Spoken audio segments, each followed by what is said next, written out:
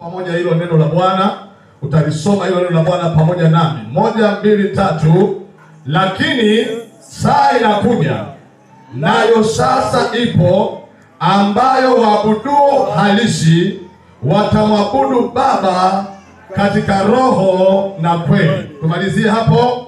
Kwa maana Baba anawatafuta watu kama hao wamwabudu. Turudie tena hapo mwisho. Kwa maana Baba awatafuta watu kama hao wamwabudu. Haleluya. Kwa hiyo Mungu anawatafuta watu wamwabudu. Baba anawatafuta watu wamwabudu.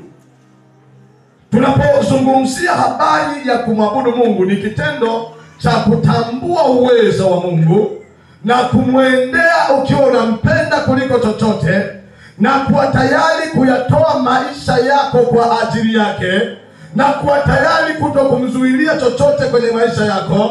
Tunasema huyu mtu anamcha Mungu au anamwabudu Mungu. Wapendwa katika Kristo Yesu, ibada ya mwanadamu ina thamani kubwa. Ndiyo maana Shetani anamwambia Yesu kwamba ikiwa utasujudu ukaniabudu, nitakupa ulimwengu wote, fahari zake zote nitakupa endapo tu utaniabudu. Maana yake nini? Mtu yeyote ambaye atatumia kodi nzuri kwenye kuabudu Mungu, maana yake vyote anavyovihitaji atavipata, atavipokea katika jina la Yesu. Useme amen kama unaelewa. Amen. Sema tena amen. Haleluya. Kwa hiyo ndiyo maana ibada yako katika roho na kweli imebeba mahitaji yako, imebeba siri zako, imebeba password zako. Ukiamua kumwabudu Mungu katika roho na kweli, uwe na uhakika ya kwamba kila utakalolifanya Bwana atalifanikisha. Kwa sababu gani? Kwa sababu ya ibada. Utamwona mtu anatamba huko kwenye mitandao, ana mihela na magari ya kifahari. Ukiuliza fedha yake anaitoa wapi, utasikia huyu ni muabudu. Anaabudu mashetani, anaabudu sijui vitu gani, anaabudu sijui. Yaani kuna vitu anavyoviabudu, na katika kuviabudu vile vitu anapata utajiri na anatamba nao. Sisi tunamwabudu Mungu ambaye fedha na dhahabu ni mali yake, dunia na vyote vijazavyo ni mali yake. Huyo ndiye tunayemwabudu sisi. Maana yake nini? Unapomwabudu Mungu katika roho na kweli, Mungu atafanya njia mahali ambapo hapana njia kwa ajili ya maisha yako. Tunapozungumza katika roho na kweli, tunamaanisha ya kwamba kujitoa kwa roho.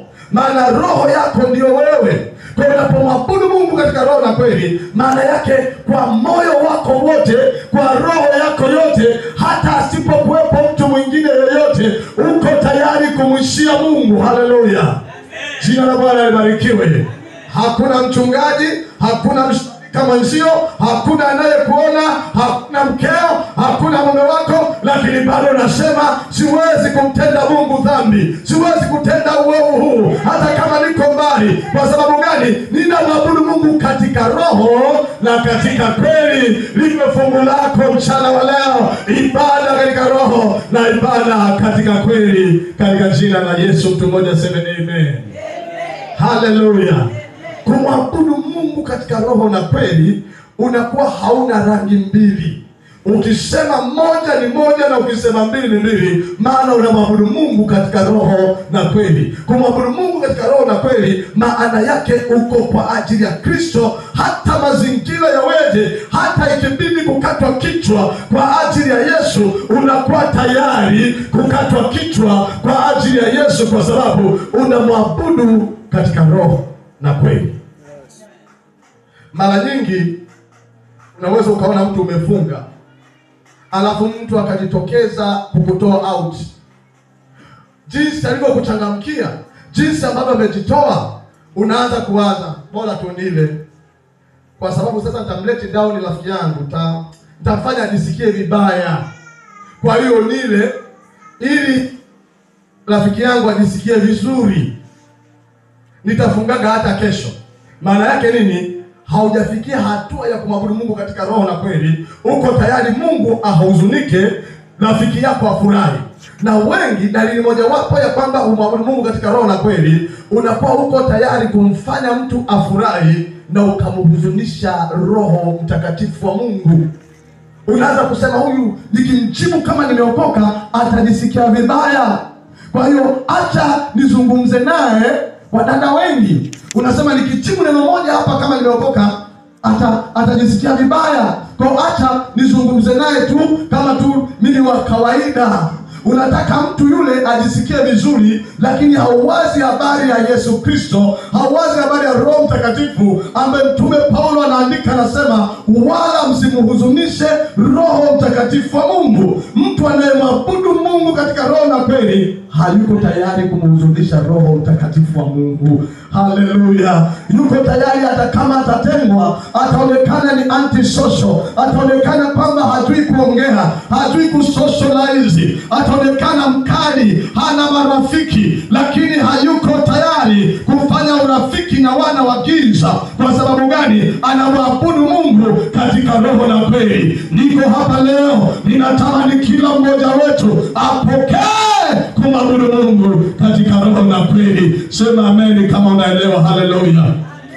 Mahali popote utakapokuwa, hata kama ni gizani umejificha, kumbuka kwamba pumzi yako ni taa ya Mungu, inapeleleza yaliyoko mbele yako, inayapeleka mbele za Mungu. Usije ukasema hakuna anayeniona, hata nifanye tu hili jambo, hakuna anayeniona. Jicho la Bwana liko kila mahali, likimchunguza mbaya na mwema. Linamchunguza mbaya ili kumwadhibu, linamchunguza mwema ili kumpa faida, ili kumzawadia. Haleluya! Katika jina la Yesu, kila jambo utakalolifanya mafichoni kwa ajili ya Bwana, Bwana atakulipa mchana peupe. Itafika mahali watakuwa wanasema fulani ana bahati, fulani tu ana bahati. Yaani kila kimoja kitu kinabahatika. Hawatajua kwamba ni kwa sababu Mungu anakulipa, kwa sababu ya ibada yako katika roho na kweli. Jinsi ambavyo umekataa, uko tayari kuangamia. Kama kuangamia, na niangamie, lakini nibebe bendera ya Yesu. Haleluya. Haleluya. Ndio unaogopa kumlet down rafiki yako, lakini unamlet down Mungu. Nataka tuangalie kwa haraka jinsi tunavyoweza kumwabudu Mungu katika roho na kweli. Jambo la kwanza ni kutii na kuzishika amri zake. Tumeshasema kwenye Sunday school kwamba unapolishika neno kwa bidii, unapomwabudu Mungu kwa bidii, kufuata hatua zake zote, kile neno unachokisema na wewe ukawa unakifanya, huko ndio mwanzo wa kumwabudu Mungu katika roho na kweli. Kulishika sana neno lake. Biblia inasema mjue sana Mungu, sio mjue tu kawaida, mjue sana. Mungu anataka umjue sana, kwa maombi ya sana, kwa kusoma neno kwa sana, kwa kutolea kwa sana, umjue sana. Unapomjua sana Bwana Mungu wako, ndio umeanza ibada. Maana huwezi kumwabudu usiyemjua. Huwezi kumwabudu Mungu usiyemjua. Ili uwe na ibada katika roho na kweli, lazima umjue unayemwabudu, umfahamu vizuri unayemwabudu. Sema amen kama unaelewa. Sema tena amen kama unaelewa. Kwa kutii, kumtii na kuzishika amri zake. Sasa amri za Mungu ziko za aina mbili. Ziko amri za Mungu ambazo zimeandikwa kwenye Biblia, na ziko amri za Mungu ambazo zimeandikwa kwenye moyo wako. Kila mmoja wetu, kwa vile umezaliwa, umekuja duniani, kuna vitu ambavyo Mungu amekupa sheria wewe kama wewe. Pamoja na sheria zile amri 10, lakini ziko amri ambazo Mungu anakupa wewe binafsi, kutokana na kile ambacho Mungu amekwambia uje kukifanya. Ndio maana Samson, yeye aliambiwa asinyoe nywele, ni mnadhiri wa Mungu. Wengine walikuwa wananyoa, wengine walikuwa huru, lakini Samson alikuwa kusudi alilowekewa, alikuwa mnadhiri wa Mungu. Na kwambia ukweli, ukisikiliza vizuri roho, kuna mavazi wewe hutakiwi kuvaa, hata kama ofisini kwako wengine wote wanavaa. Kwa nini? Kwa sababu vile Mungu alivyokuumba, vile Mungu alivyokuweka, vile Mungu alivyokuweka, amekuweka kwa namna ya pekee. Umeumbwa kwa jinsi ya ajabu na jinsi ya pekee. Kuzitii sheria zake kutakufanya usikie na ufikie malengo ya kuumbwa kwako. Haleluya. Ndio maana kuna watu wengine, watu wanakushangaa, na wewe hivi. Yaani kuna maneno ambayo kutokana na vile ulivyoitwa wewe, kuna maneno ambayo hupaswi kuyasema. Kuna mahali ambapo hupaswi kwenda. Kuna vitu ambavyo hupaswi kunywa, kwa vile tu Mungu alivyokuambia. Lakini wewe una justify, unasema mbona wa Marekani wanavaaga tu, mbona wazungu wanafanya, mbona watu wengi wanafanya. Wengi sio wewe. Si useme amina kama unanielewa. Hata kama wengine wote wanafanya, lakini wengi sio wewe. Kuna amri Mungu anaandika ndani ya moyo wako kwamba mimi sitakuja kuvaa nguo ya namna hii kamwe. Mimi sitakuja kunywa kinywaji hiki kamwe. Haleluya. Ndio walianza kwa kuandika haina kilevi. Nikaandika kwenye gazeti makala ndefu, nikaandika hivi, hata kama haina kilevi mimi sitakunywa kamwe. Nikaiachilia kwenye ulimwengu wa Kristo. Kwa hiyo hata nikikuta maaskofu wangu wameziweka wanakunywa, mimi sitakunywa kamwe, kwa sababu ziko amri ambazo kutokana na wito wangu, kutokana na vile Mungu ameniita, kuna vitu ambavyo mimi sijawahi kuvaa. Kuna vitu ambavyo mimi sijawahi kufanya. Kuna mahali ambapo mimi sijawahi kwenda. Kwa nini? Kwa sababu nina amri ambazo Mungu ameziandika kwenye moyo wangu. Na wewe ziko amri Mungu ameziandika kwenye moyo wako. Nataka nikwambie leo, tunapojifunza kumwabudu Mungu katika roho na kweli, songa mbele, puyanga, nenda tekeleza alichoweka Mungu ndani yako. Usiangalie kushoto wala kulia, maana Mungu anatafuta watu kama hao wamwabudu. Sema amina katika jina la Yesu. Unaweza ukawa kwenye kanisa kama hili, kuna mambo unayofanya mpaka watu wanafikiri huyu mtu labda anajipendekeza. Jinsi unavyojitoa, jinsi unavyofanya kazi ya Bwana, jinsi unavyomtolea Mungu. Ukitoa hiki, unatoa hiki. Unabandika hiki, unabandika hiki. Unaweza ukawaza, lakini ndivyo Mungu alivyokuita. Baba yangu Pastor Katana, baba yetu Pastor Katana, kwenye kanisa letu kijijini, alikuwa mtu wa kwanza kupeleka ng'ombe kanisani. Ng'ombe. Watu wengi walikuwa wanafikiria tunapelekaga tu kuku. Kwa hiyo akapiga ng'ombe, anapeleka kumtolea Mungu kanisani. Kilichotokea, watu wakaanza, anajipendekeza. Huyu mtu anajipendekeza. Haiwezekani, unapelekaje ng'ombe? Kabla hawajakaa, akapeleka na kingine tena kizito. Kabla hawajakaa, akapeleka na vingine. Sema amina. Akawa anafanya kama Mungu alivyomwagiza, kama Mungu alivyoweka. Na anataka niseme ule utoaji umekuwa na baraka kwenye familia yake. Sioni haya kuona kwamba familia imebarikiwa. Kama mtoto wa kwanza, wanasema mtoto wa kwanza ni naibu mzazi. Nazijua siri, nazijua kodi ambazo hawa watu wamezifanya. Lakini watu wengine walikuwa wanasema nini? Wanasema wao wanajipendekeza. Nataka nikwambie, kama kuna mahali pazuri pa kujipendekeza, ni kujipendekeza kwa Mungu, ni kujipendekeza kwa kazi yake, ni kufanya kile kitu ambacho Bwana ameweka amri ndani yako. Nikwambia ukweli, kuna watu umekuja hapa, Mungu amekuleta, ameweka amri, unaenda moto lao kufanya hiki na hiki. Lakini unafika hapa, unaanza kujilinganisha na wengine.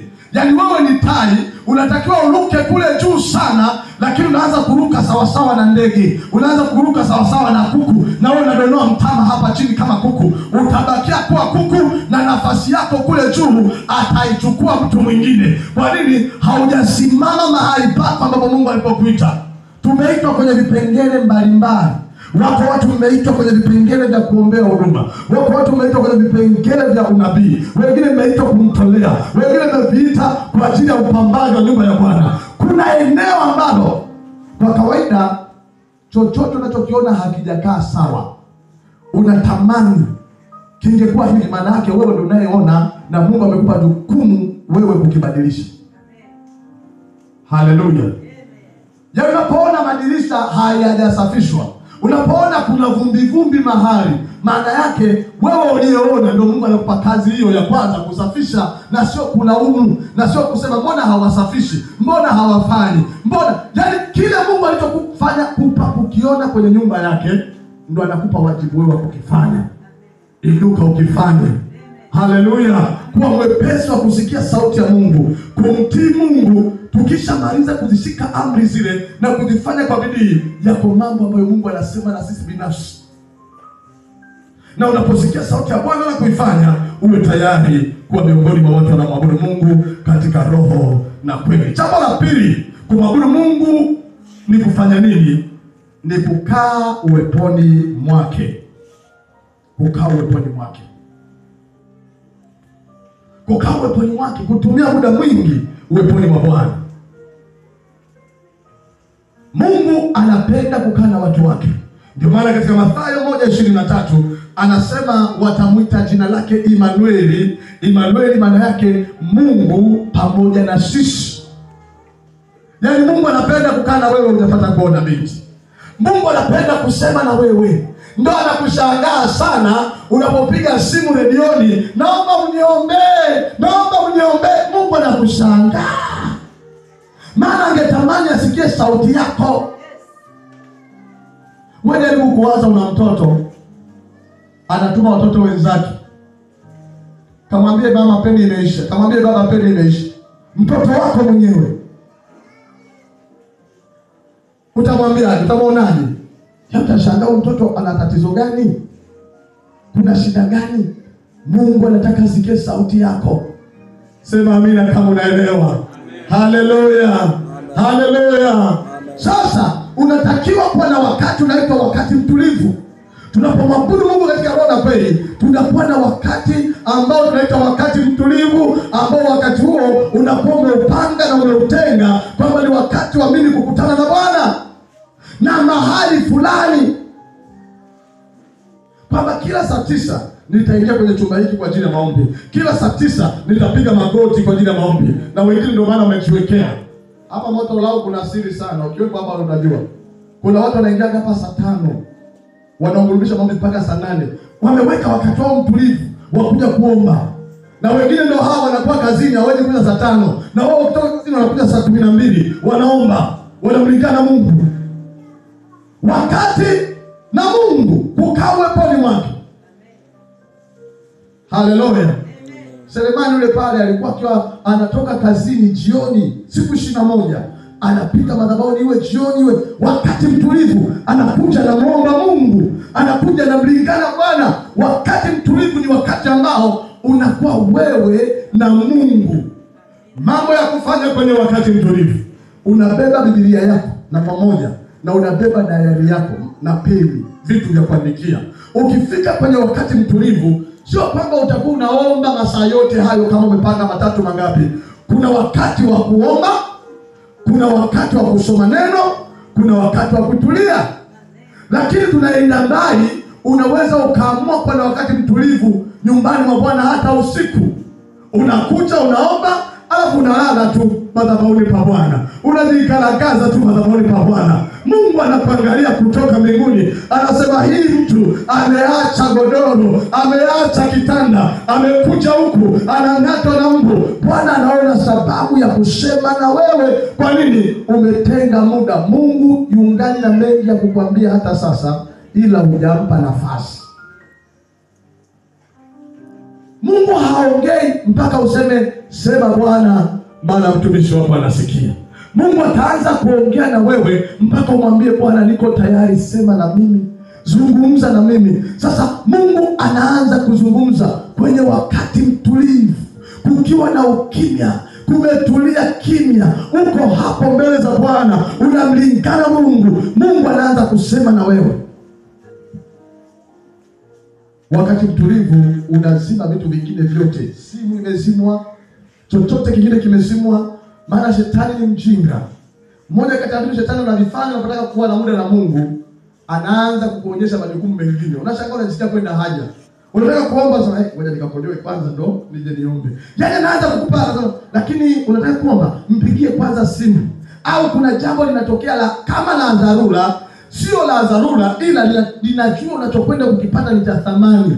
Sasa ukiwa na imani unasema mimi naingia kuomba, hicho kingine Mungu atakishughulikia, na kweli Mungu atakishughulikia.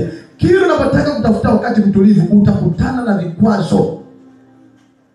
Utakutana na vipingamizi.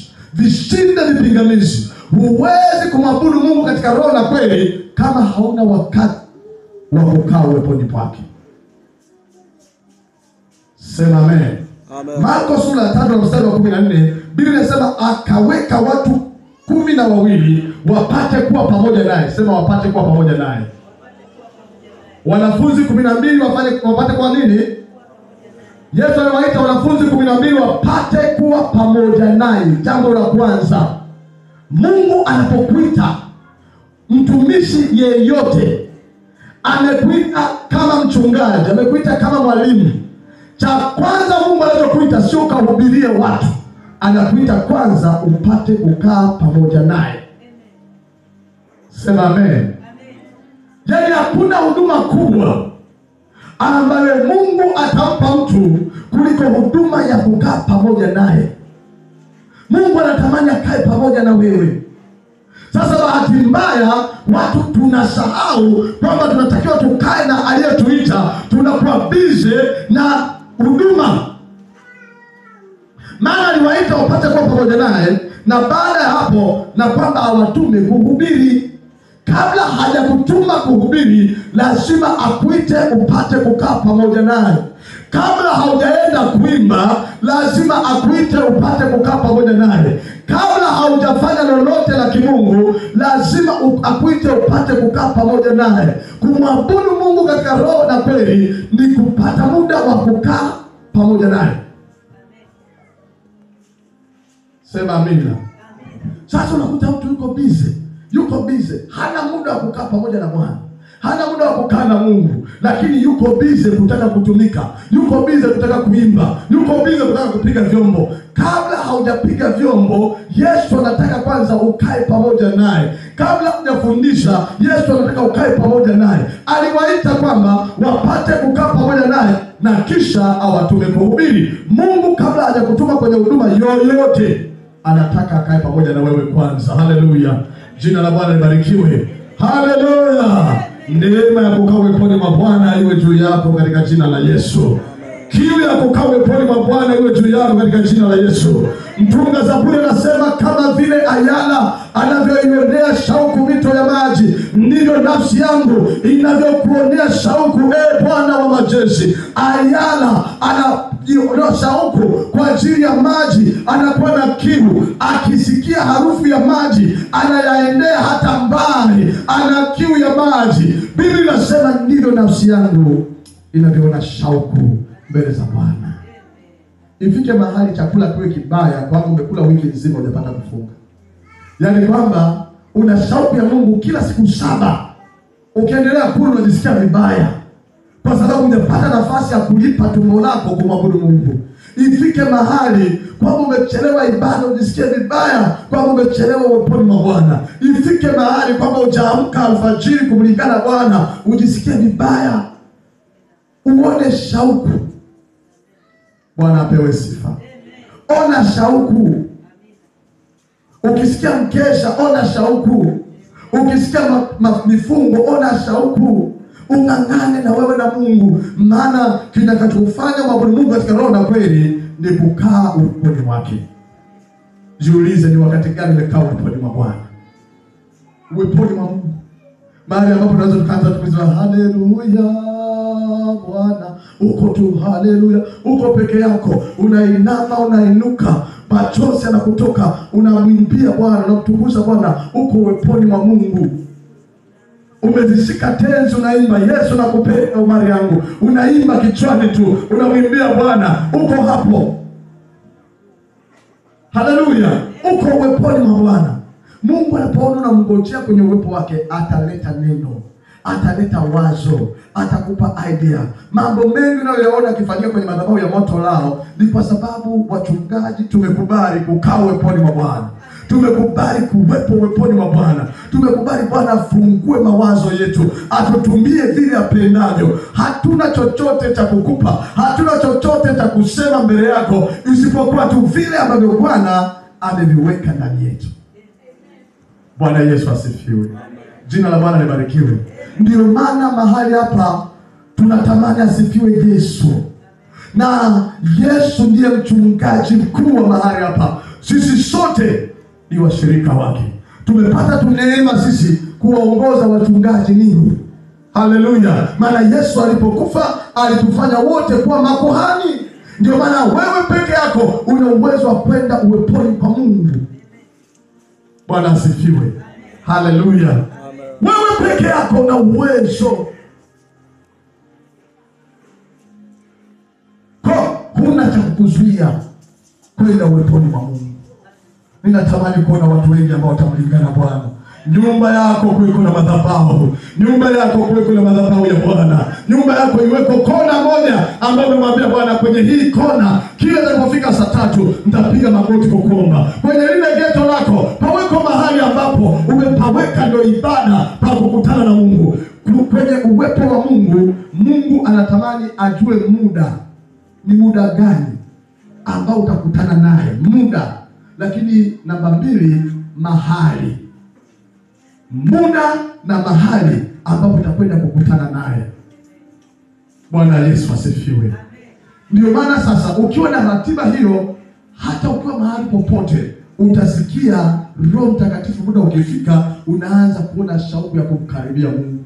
Tusishindwe na wenzetu ambao hata kwenye gari anachukua kamkeka kake anaanza ibada. Nataka nikwambie, Mungu wetu tunamwabudu katika roho na kweli. Ukiwa na muda, haijalishi uko wapi, utakuwa na ibada na Mungu wako na kukaa uweponi pake kila wakati ambapo Roho wa Bwana anakupa kujihitaji. Sema amina. Amen. Namba 3, tunamwabudu Mungu kwa kumtolea ipasavyo.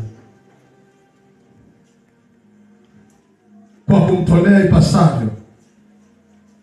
Mithali 3:19, mheshimu Bwana kwa mali yako na kwa malimbuko ya mazao yako. Anasema ndipo shinikizo lako litakapofurika divai. Kumheshimu Mungu kwa mali, kumheshimu Mungu kwa kumtolea ipasavyo. Mungu anamwambia Ibrahimu katika kitabu cha Mwanzo 22:12, maandiko yanasema, usinyoshe kijana mkono wako wala usimtende neno, kwa maana sasa ninajua ya kuwa unamcha Mungu, iwapo hukunizuilia mwanao wa pekee. Kuna vitu Mungu unamtolea mpaka Mungu anasema sasa najua kwamba unamwabudu Mungu. Endapo hutanizuilia malimbuko. Wakati Jafeti anahubiri, anafundisha, nilikuwa ninapata idea ya kuandika orodha ya mashujaa wa madhabahu ya Moto Lao. Inaandika, tunayo logbook yetu. Logbook ni kitabu ambacho kinaandika, kwa afisa elimu anaelewa vizuri. Logbook tunaandika tarehe na tukio. Hili amezungumza mwinjilisti Katana kwa habari ya vizazi vijavyo. Moto Lao itaendelea hata baada ya kutokuwepo. Tunalo counter. Mtu anapofanya tukio lolote la kishujaa kwenye madhabahu, huwa tunaandika kwenye kaunta letu. Haleluya. Haleluya. Kwa kuna orodha ya mashujaa. Ili mtu awe shujaa anakuwa amehatarisha bajeti zake. Wajaribu kuwaza, mtu anachukua mshahara wake wote anaotoa malimbuko na ajua ataishije. Huyo atakosaje kuingia kwenye orodha ya mashujaa? Haleluya. Jina la Bwana libarikiwe. Kwa kumtolea Mungu, Mungu anamwambia Ibrahimu, sasa nimejua ya kuwa unamcha Mungu, ikiwa haujanizuilia mwanao wa pekee. Kuna amount unayo, kuna kitu unacho ambacho Roho Bwana anazungumza na wewe ufanye, unakizuia. Ili umwabudu Mungu katika roho na kweli, ni kutokumzuilia chochote. Chochote Mungu akisema unakuwa tayari. Kama kondoo aliyepelekwa machinjioni, hubishani na Mungu. Ifike mahali Mungu anasema sasa ninajua kwamba unamcha Mungu. Kama hujanizuilia kitu hiki, kama umenifanyia hiki, unamcha Mungu. Wewe jaribu kwanza hata hapa tulivyomtolea Mungu. Ulichomtolea Mungu na kilichobaki ndio utajua. Ndio maana mimi niliwaambia nilipata hasira kwamba sitaingia madhabahuni kwa Bwana niache noti kubwa kwenye mfuko wangu nitoe noti ndogo. Hilo ni agano langu na Mungu. Nimefanya patano na Mungu. Iliyo kubwa ndio itakayotolewa. Kama kubwa iko moja ndio itakayotolewa hiyo hiyo. Kwa nini? Kwa sababu Mungu anasema ikiwa hutanizuilia jambo hili, sasa ninajua kwamba unamcha Mungu. Yaani Mungu ametembea na Ibrahimu toka ametoka Uru wa Kaldayo, ameenda naye. Mungu alikuwa bado hajajua kwamba anamcha Mungu. Lakini alipokubali kumtoa Isaka, Mungu anasema sasa nimejua kwamba unamcha Mungu. Kuna Isaka unaye. Kuna Isaka uko naye. Ukikubali kumtoa Isaka, huyo Isaka ndipo Mungu atajua kwamba unamcha. Sema amina. Sema amen. Kuna Isaka unaye, haujamtoa. Mwingine ni tabia tu fulani inakuzuia, unasema hii hapana. Hata kama neno la Mungu, lakini mimi ni mnyakyusa. Unakunyakyusa mwingi Moisa. Unabaki na unyakyusa. Hata kama neno limekuja ndani yako, unasema mimi Masai lazima nipandishe mori. Nisikilize vizuri. Kuna kitu unatakiwa ukitoe ili Bwana aseme sasa nimejua kwamba unamwabudu. Kuna kitu. Mwingine ni majibizano na mume wako, umsamehi. Unajibizana na mume wako, unajibizana na mke wako, hakuna amani nyumbani. Na unasema nikinyamaza ataonekana mjinga. Mimi nitakula naye sahani moja. Unakula naye sahani moja, unavunja nyumba yako kwa mikono yako wewe mwenyewe. Acha kula sahani moja. Jifunze kushuka.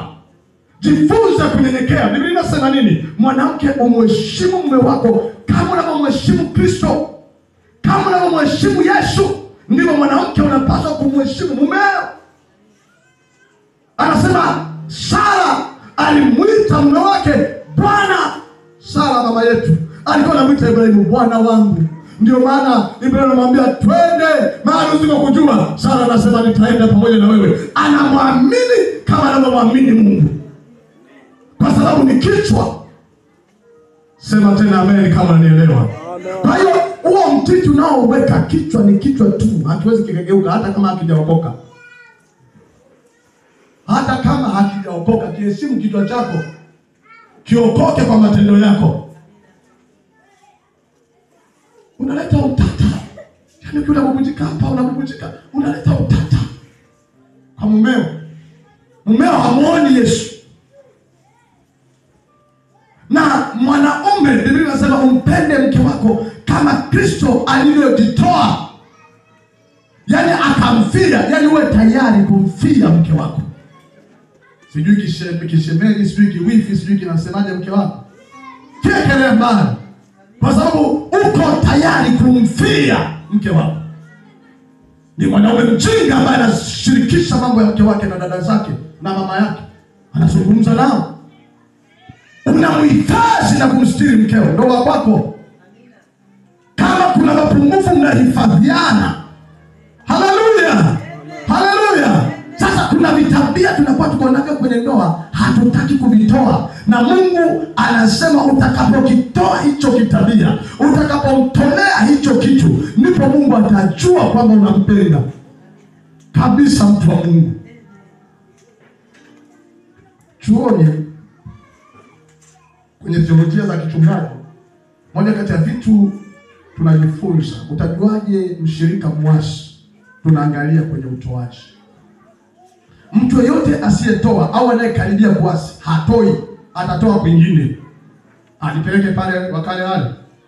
Nipeleke pale. Kwa mwasi hutamwona anatoa. Mwasi atasali hapa na waasi waga hawaondoki. Yaani kwamba sasa kama unaona hapa fai ondoka, huyo sio mwasi. Anayeondoka sio mwasi. Mwasi haondoki. Anakula sahani moja mpaka hakikisha anabomoa. Sasa kanisa lenyewe linaitwa moto lao, unawezaje kulibomoa? Haleluya. Kuna vitu tunajivunia moto lao. Kwanza tulianza wakati wa corona. Yaani corona makanisa yanafungwa, sisi ndio kanisa linazaliwa. Yaani makanisa, yaani mimi wananawa na sanitizer, sisi ndio tunaanza. Ndio kanisa linaanza. Sasa kama kanisa limezaliwa wakati wa corona, haiwezi kwa dalili moja wapo ya uasi kwenye madhabahu ya Mungu, tunaangalia kwenye matoleo. Hutoi ipasavyo, huwezi ukamtolea Mungu kitu kingine. Na Mungu anasema sasa nimejua ya kwa Ibrahimu na mcha Mungu kwa sababu hukunizuilia. Kuna vitu upaswe kumzuilia Kristo. Kwani waga asemi? Mimi nakuja kama wazo. Niwaambie tu ukweli. Hivi vyote mnavyoviona hapa, watu walikuwa wanaongea. Haya mabango hivi vyote walikuwa wanaongea. Mungu akisha kunijalia mimi mchungaji, Mungu akinijalia mimi, na Mungu anashusha. Na akisha shusha, walio wajanja wanafanya, na wakishafanya wanasindikiza na sadaka ya shukrani. Baba Mungu nakushukuru nimeifanya. Kwa na wewe kuna vitu mimi najua tu. Kila mmoja kuna vitu unaviwaza kwamba ila mimi ningepata hiki na hiki, ningefanya hivi kwa ajili ya kazi ya Mungu. Ukipata sasa, unakumbuka tena yale mawazo mpaka ukitumia vikiisha. Vikiisha ndio unaanza kukumbuka tena. Ila mimi nataka nikwambie kuna vitu Mungu atakuheshimu kwamba unampenda kwa kumtolea. Ikiwa hukunizuilia mwanao. I remember those times. Nilikuwa ninaumwa. Wakati nimeumwa, nikasema Mungu kuna hela ya dawa. Badala ya hela ya dawa, nikanunue dawa naenda kukutolea sadaka.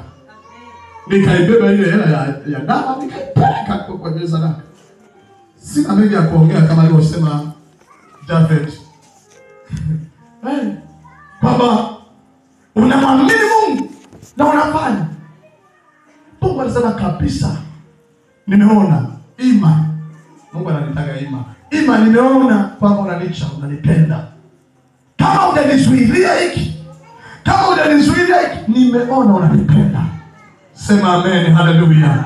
Sema tena amen, haleluya. Sijui unamzuilia Mungu kitu gani, lakini ninatamani siku ya leo Bwana akupe neema na akuwezeshe usimzuilie Mungu wako chochote. Maana unavyotoa kumpa Mungu, na Mungu anaweka vingi kwenye mikono yako. Si useme amina? Haleluya. Haleluya. Lakini unaweza kumwabudu Mungu kwa kumsifu. Naona hapa tunamsifu Mungu. Uwe na wakati wa kumsifu Mungu na kumwabudu nyumbani mwako. Unaweza kumtumikia Mungu kwa kuwahudumia wengine kwa upendo. Biblia inasema kabisa huwezi kusema unampenda Mungu kama wapendi wanadamu walioumbwa kwa mfano wa Mungu. Kwa hiyo unapomtendea mmoja kati ya wadogo hawa, unamtendea Yesu Kristo. Wapendwa katika Kristo Yesu, Mungu akikunufaisha, akikupa baraka yoyote, hakikisha Mungu na yeye anafurahia katika hicho alichokufurahisha nacho. Maana yake nini? Mungu akikufanikisha kwenye jambo lolote, na Mungu na yeye aenjoy. Waweko watu wanao enjoy kwa sababu ya wewe kubarikiwa.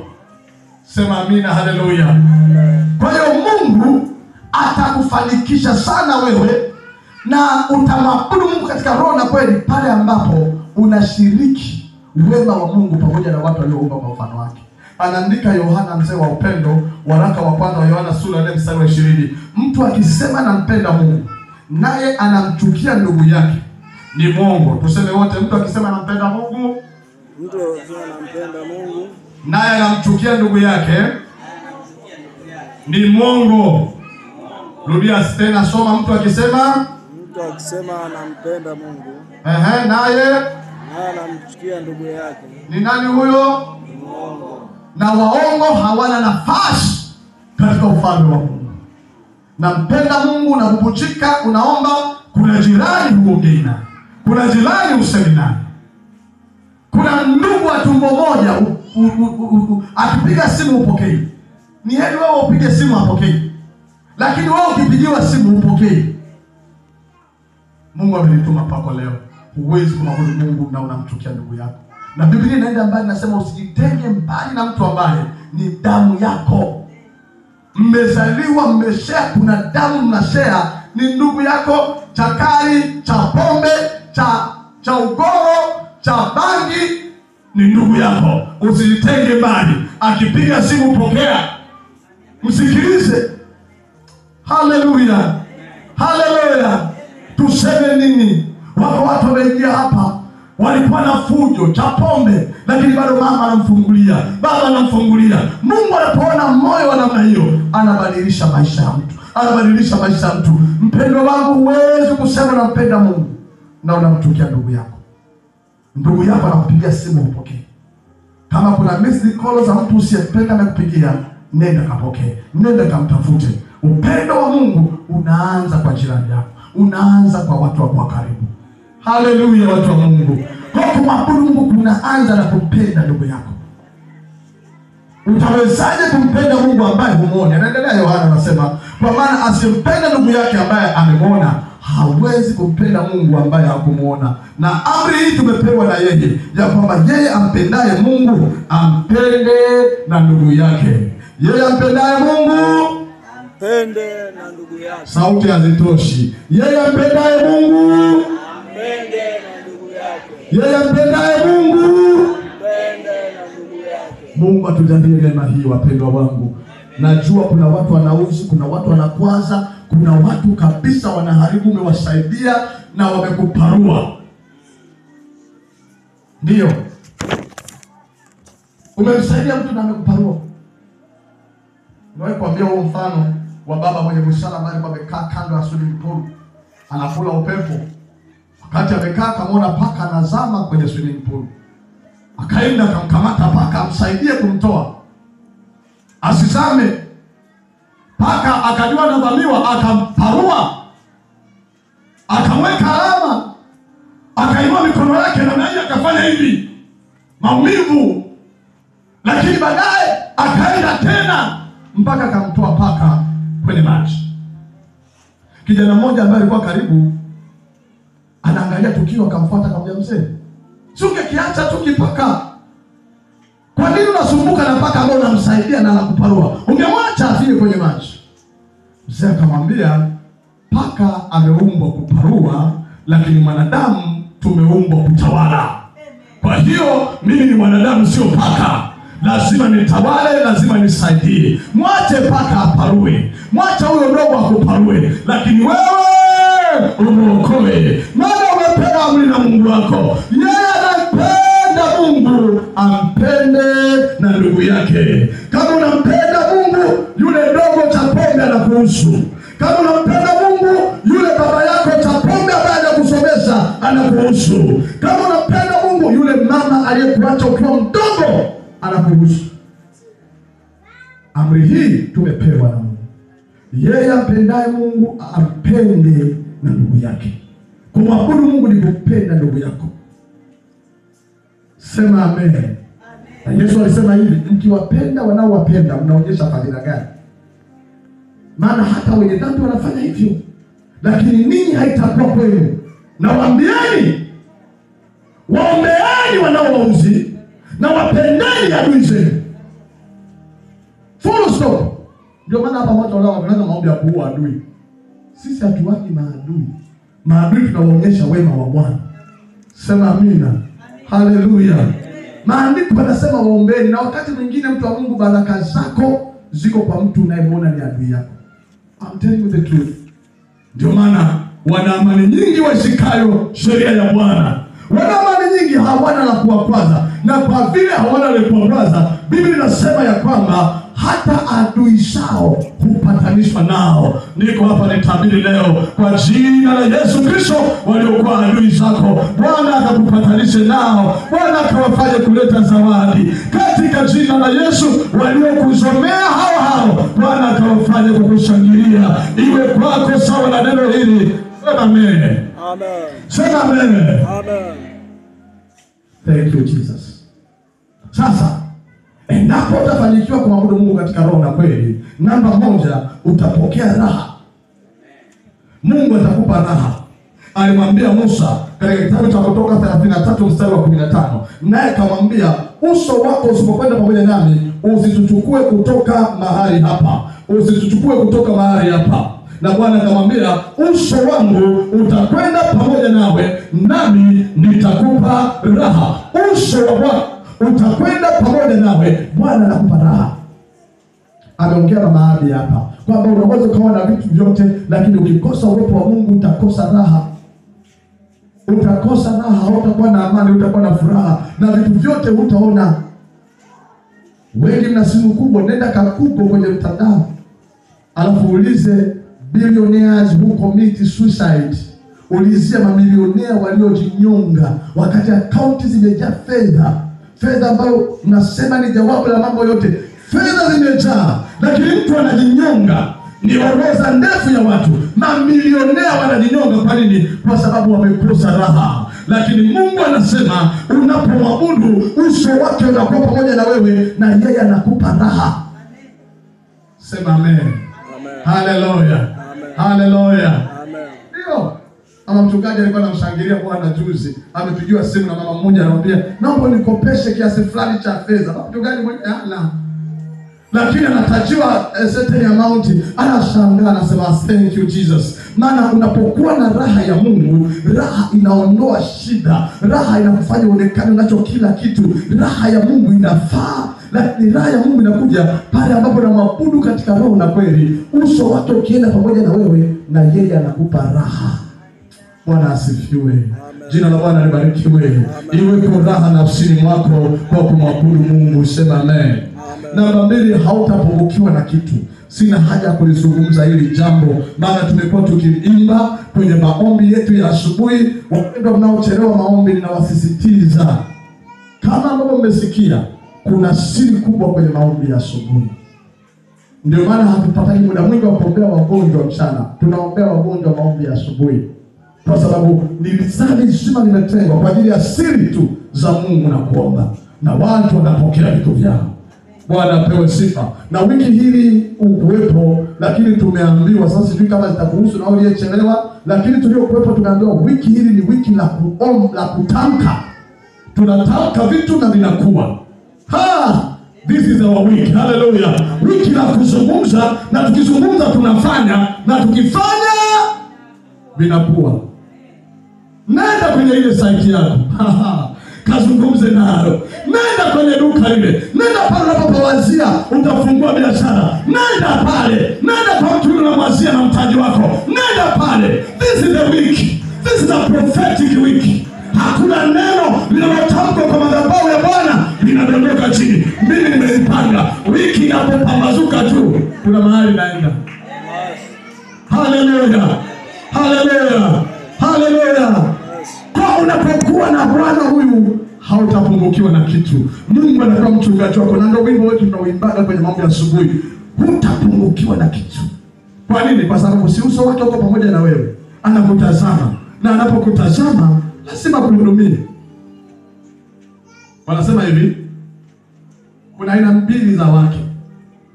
Kuna mwanamke ambaye kila siku anaomba mpaka anaandika barua. Anaomba mpaka anaandika. Usisahau sukari, mkate au tudoo. Yaani kila siku yeye ni maombi, ni maombi, ni maombi, ni maombi. Lakini kuna mwingine yeye haombi. Yaani vile tu anavyompokea mume wake kwa mbwembwe, na ule wimbo wa onana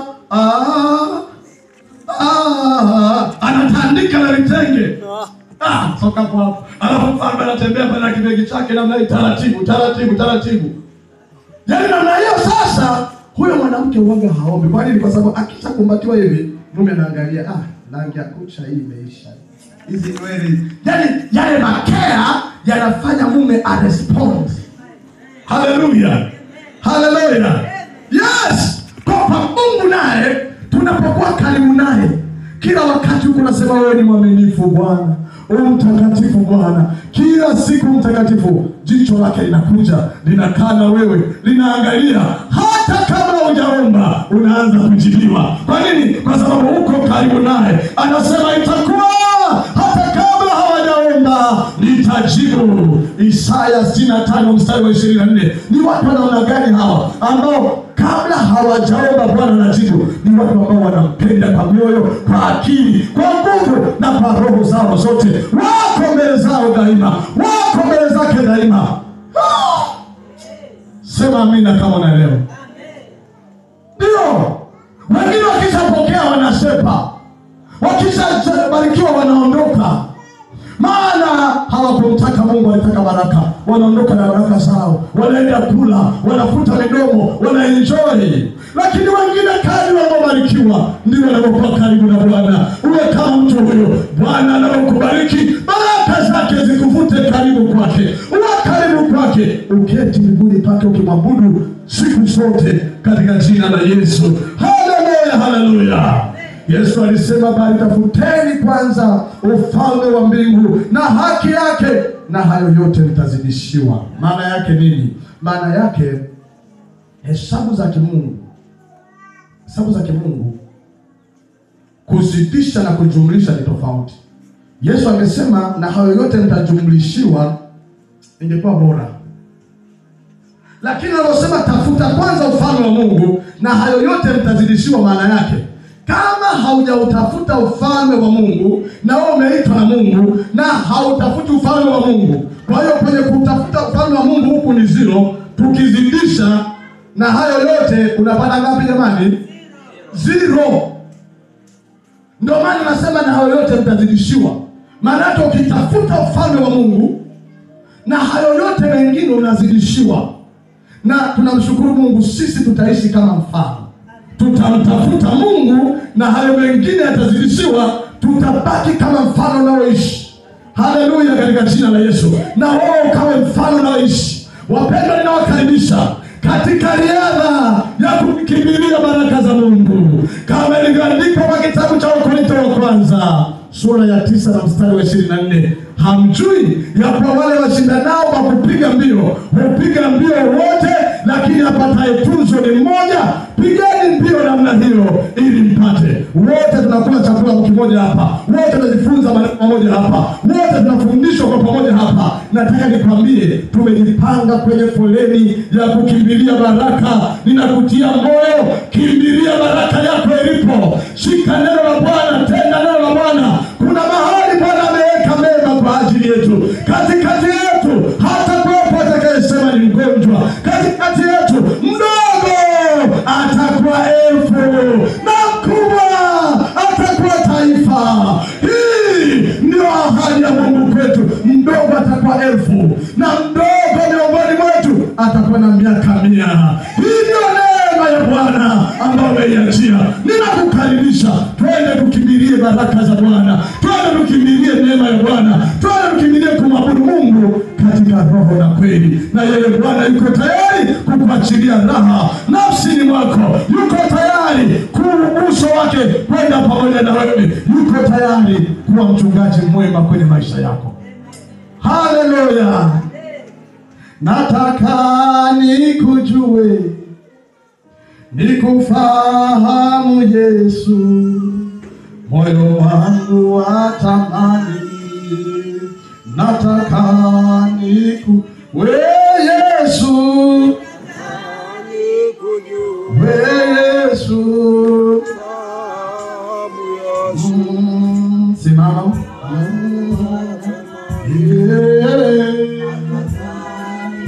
We Yesu, nikujue, nikufahamu Yesu, moyo wangu watamani.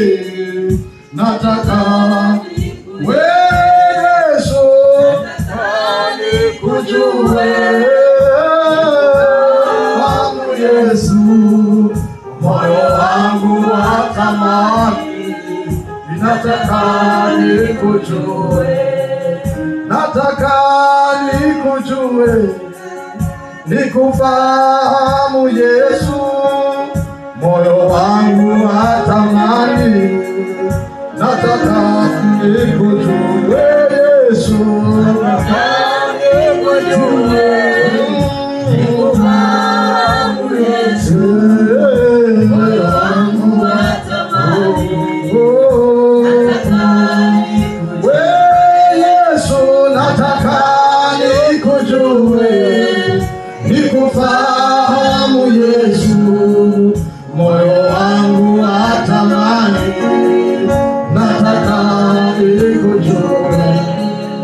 Nishipo nikujue, tembeapo nikujue, na kazini nikujue, nataka nikujue Yesu, nataka nikujue Yesu wangu, Yesu